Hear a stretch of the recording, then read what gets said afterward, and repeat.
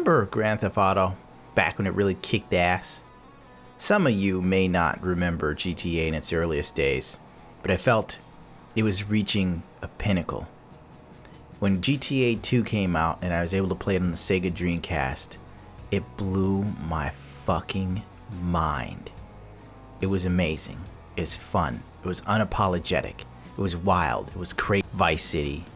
I still think GTA San Andreas is the best GTA game. You know, GTA 4, great game. But GTA 5 felt like a step back. It really did. No DLC, no nothing. Physics in the game were lackluster compared to 4. It was as if Rockstar just stopped giving a shit because they knew whatever they put out, people would buy. And they had a plan from the beginning. Microtransactions. Whether you want to believe it or not, whether you like it or not, GTA 5 has made a fuck ton of money since its inception. Sad, really. And now we're living in an era where microtransactions are such an everyday thing that these companies' CEOs cannot let it go, and they will not let it go. Take-Two's president doesn't see loot boxes as gambling, as long as enough content is included in the game. That is a sad, peddling excuse. Shark cards suck, and unfortunately, people were buying shark cards in droves. They bought so many shark cards that they just figured, fuck, we don't need to do DLC. Just keep putting out a little skin for a gun, make a variation in color and burst speed, and make a gold variant, and people will buy the shit for the online mode. Oh, we're now releasing a jet that's been in the game ever since its inception. Now you can buy one. It only costs like $6 million. Get your shark card out, you little shit. Sure, you don't have to buy shark cards, but not everybody's lucky enough to come across a hacker who's just dropping money versus killing everyone instantly. You might sit there and go, hey, the shark cards aren't that bad. But if you've forgotten, the heads of Take-Two thought it'd be a good idea to put a kill on Open 4. Why? Because Open 4 and modders were fully capable of unlocking all the fucking DLC cars in single player mode and enjoying it, putting them in single player mode and making them as normal occurrences.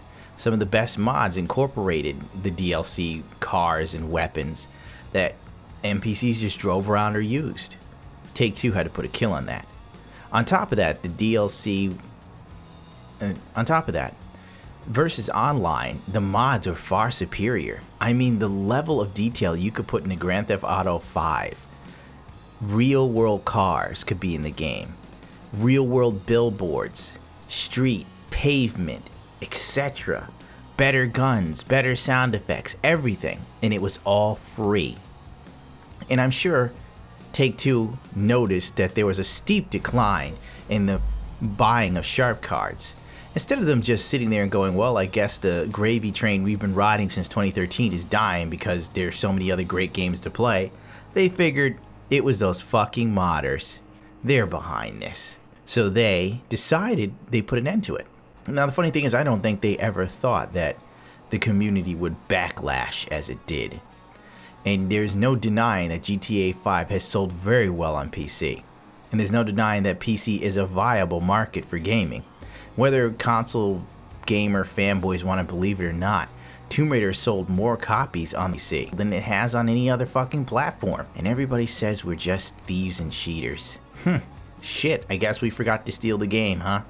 While speaking to Credit Susie's 21st Annual Technology, Media and Telecom Conference, Carl Sladev stated that Take-Two doesn't see loot boxes as gambling. Sladev further clarified that it's all about content and over-delivering it, as it's not possible to force the consumer to do anything.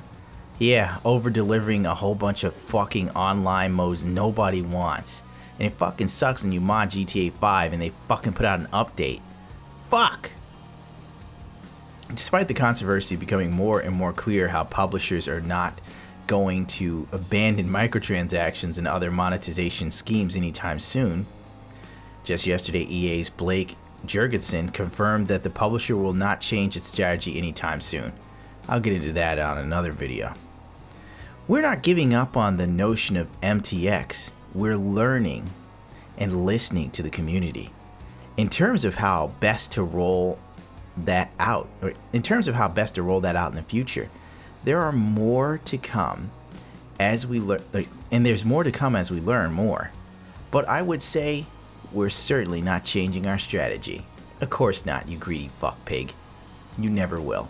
With all the money you guys are pulling in, the easy money, especially what GTA has made off of its online for some of the most subpar DLC ever. Ooh, there's new cars and jets, there's new guns, there's new clothes. Suck my dick, fuck you. Give me a story mission. Give me something worth paying attention to. Nah, there's no money, there's not enough money in that. They'd rather just wrangle your fucking wallet.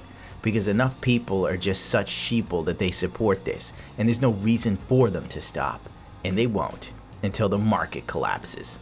And if you're sitting there thinking, well, if the shark cards are something they put in the next Red Dead Redemption, I'm fine. Long as it's what EA does. Yeah.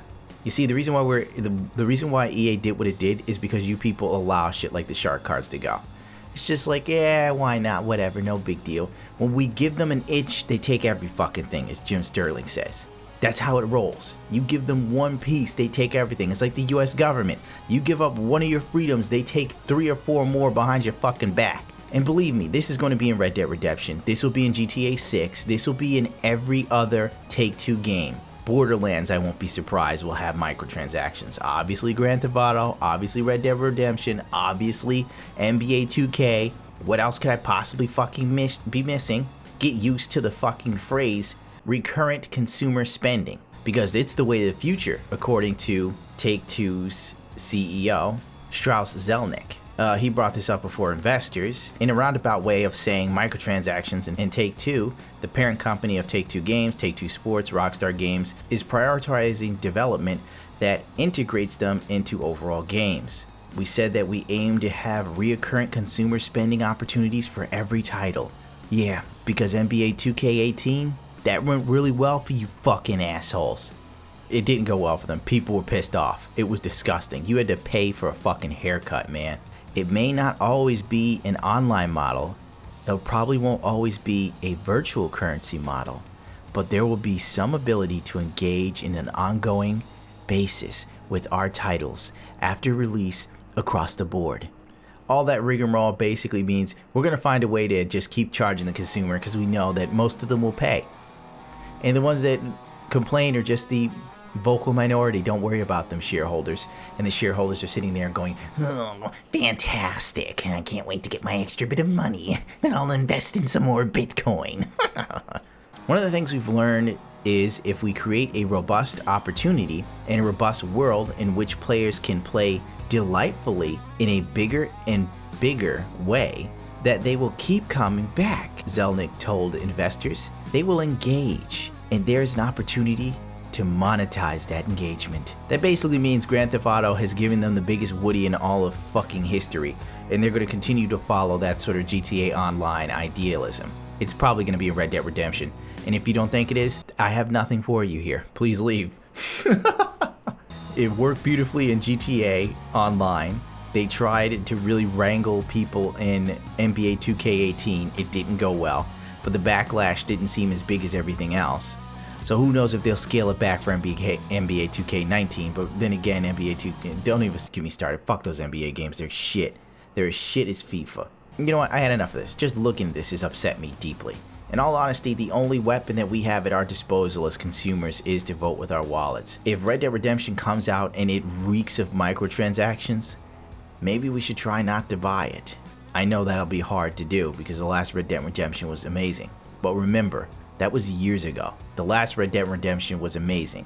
GTA 4 was pretty damn fucking good, and look how GTA 5 turned out. I think the halcyon days are over, and we are heading towards a dark age. The golden age of gaming has ended for the gamer, but the golden age of gaming for the investors and the AAA companies are just beginning because they found a new way to continuously make money, or reoccurrent consumer spending. All these buzzwords, they come up with special little phrases to make it sound less mischievous than it is.